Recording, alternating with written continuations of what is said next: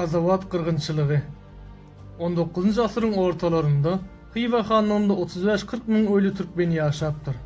Olar hanlykda ýaşaýan ähli ilatyn 24-26 göterimçisidir.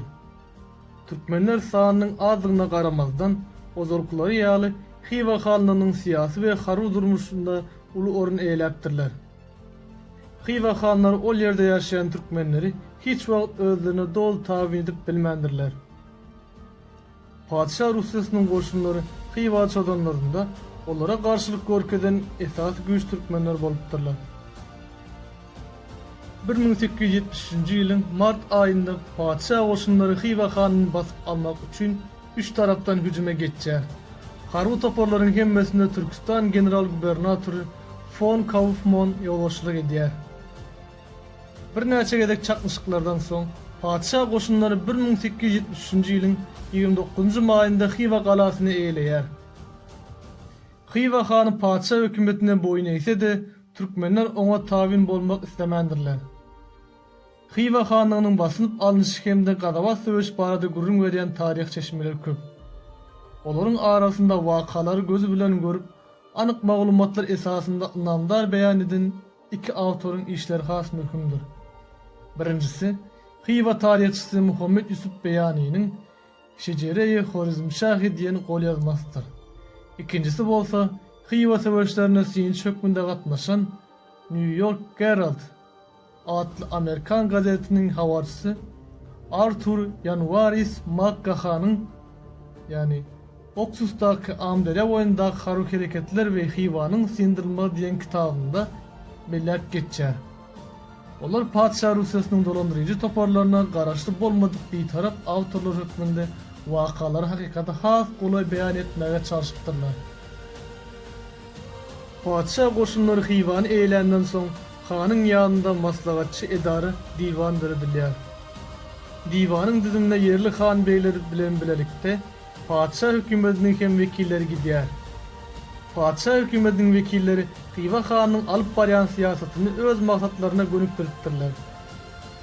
General Kaufmann türkmenler boyun eýdirmegi, olardan ujupsuz bagadan az haritlaryny salyp tökmünde Rus düşölgesini, ýagny lagerini hükman getirmeligini talap etmekden başlaýar. Türkmenler bu görkezmän ýerine ýetirmeýärler. Sebäbi olarda ätýaşlyk galla ýokdy. Buňa gahar gelen Kaufmann türkmenleri iqtisat taýdan has çykdysyz ýagdaýa salmak üçin olara 610 min Rus rubly mölçerinde harby salgyt salypdyr. Salgydy tölemegiň möhleti 2 hepden diýilip bellenipdir. Kaufmann özüniň harby salgyt barada kararyny berjay etdirmek üçin iýul aýynyň 5-inde Gazawatly türkmenlerden 17 ketukdany ýanyna çağırýar. Şonda ketukdalar salgydy tölemek üçin bir neme wagt berilmegini haýyş edipdirler. Emma olaryň haýyşy kanagatlandyrylmandyr. Çağırılan ketukdalaryň 5-si izine iýerilýär, galan 12 ketukdany bolsa Kaufmann grew hökmünde alyp galýar. Şeýle agyr ýagdaýdan çykalga tapmak üçin Gazawat ýani häzirki Görogly tagty etrafyndaky türkmenleri maslahata çağırýarlar. Çykalga ýokdy. Şoňa görä-de ýeňişi ulundan bolmasa da padşah goşunlaryna gaýtybul bermäge synanyş etmelidi. Kaufmannyň maksady bolsa türkmenler Rus ýaragynyň güýjüni görkezip, olary ansat aýňalyp bilmez ýaly agyr jeza bermekden ibaretdi. Xiva hany Seyit Muhammed Rahimyň hem isleg arzuwy boldy. Şeýlelikde Gazawatly türkmenleriň garşysyna gurulan jeza beriji ýörüş hut hanyň gep bermegi bilen guralýar. General Kaufmann salgyt tölemegiň möhletiniň gutarmagyna hem garaşman, türkmenleri jezalandyrmak maksady bilen ýörüte 2 san jeza beriji topar düzýär. Olaryň birine general Golobatçov, beýlekisine bolsa Kaufmannyň öýre ýolbaşçylyk edýär. Golobatçowyň başçylygyndaky jeza beriji toparyň düzüminde 8 piyada rota, 8 atly goşun, 10 sany top we başga da dürli harby enjamlar bardy. Kaufmannyň ýolbaşçylygyndaky toparyň düzüminde 10 sany rota, 8 top, epesli kazak atlar bolupdyr. Golobatçowyň başçylygyndaky topar Gazawat kanalynyň boýunda ýaşaýan türkmenleriň üstüne iýerilýär. Kaufmannyň öz topary bolsa bir neme soňra Gylany etrawynyň töwereklerinde ýaşaýan türkmenlere tarap uğraýar. Oşun bölümlerinin yanında ýörüýte salgyt kabul ediş toporlary hemler edilipdir. Bu iki topor 1873-nji ýylyň iýul aýynyň 7-24 aralygynda ören köp büýügine adamlar gyrypdyrlar. General Golovotçowyň başçylygyndaky padşah oşunlarynyň ýetip gelýändigini eşitip, Gazawat türkmenleri öz maşgalalaryny halat etmek üçin topor bolup Ismamit ata tarap süýüşip uraýarlar. Söweşmäge ukýuply erkek adamlar bolsa, baswalyjylary iýine terpikdirmek üçin bir näçe ýerde hüjüm edipdirler. Olar batyrlyk bilen söweşipdirler. Padşah oşunlar türkmenleriň owalaryny, ähli emläklerini, galladyr beýleki azyk harytlaryny otlapdyrlar. Gaçyp barýan bozgunlaryň izinden ýetip, olary gyrypdyrlar. Üstü ýükli arabalaryň köpüni otlapdyrlar.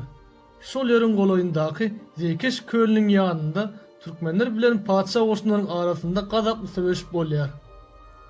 Bu aldyn berdimli söweşde Xiva taryhçysy Beýanynyň ýazmagyna görä, aýallar hem çep elinde çagasyny göterip, sag elinde bolsa kılıç bilen düşmana garşy söweşe giripdirler.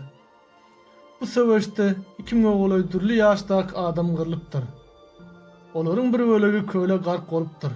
Bir bölegi bolsa onuň töweregindäki batgalyklara batyp galypdyr.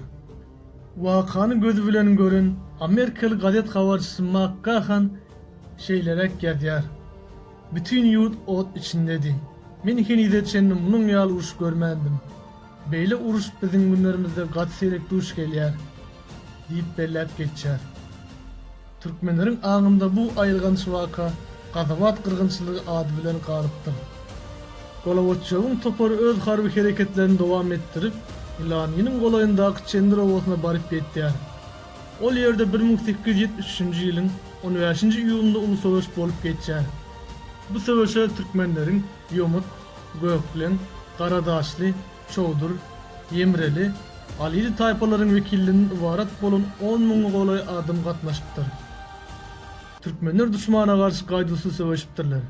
Emma düşmanyň güýjüniň adyklygy we ýaragynyň gurat bolanlygy sebäpli türkmenler ýeňilipdirler. Söweşde türkmenlerden 800 adam epat bolupdyr.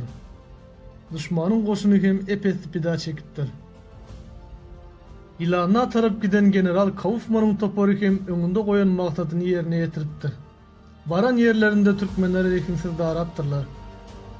Basym onuň topory Golovotçowyň topory bilen birigipdir. Bu iki topor bilelikde türkmenlerden harby salgyt tiňnamagyny dowam etdiripdir. Türkmenler bolsa çykgynsyz ýagdaýa düşüp, baswalyjylary alaşsyz ýagdaýda boyun eňmeli bolupdyrlar. Türkmenler öz güýçleriniň ýetdiginden harby salgydy öz wagtynda tawşyrmaga çalyşypdyrlar. Türkmenleriň nagd puly bolmansoň öz gelin gyýlarynyň altyn kümüş şaýseplerini, olaryň gözleriniň köküni gyryp dokan ajaýyp hallaryny salgydyň hasabyna geçiripdirler. Mundan başga da olar köp mukdarda goýun, diýe, at ýaly mallar ýörüýte döredilen salgyt ýygnaýjy toparlara tawşyrypdyrlar. Türkmenler näçe köp zat tawşyrsalar da harby salgydy ýene-de bellenlen möhletde üzüp bilmendirler. General Kaufman türkmenleriň başga ýerlere göçüp gitmeginden gorkup, harby salgydyň möhletini bir ýyl ýyla çekdiripdir.